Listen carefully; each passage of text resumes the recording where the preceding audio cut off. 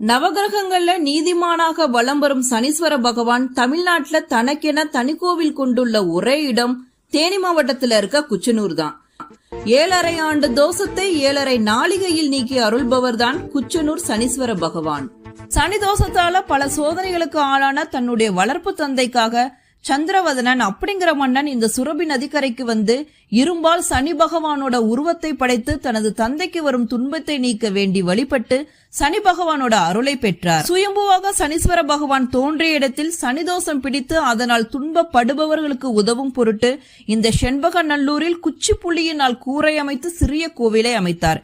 இந்த செண்பகநல்லூர் குச்சனூர் ஆகிவிட்டது என்கிறது தலவரலாறு.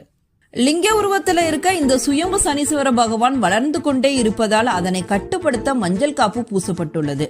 முப்பெரும் தெய்வங்களான பிரம்மா, விஷ்ணு, சிவன் ஆகியோர் சுயம்பு சனீஸ்வர பகவானுக்குள் ஐக்கியம் என்பதால்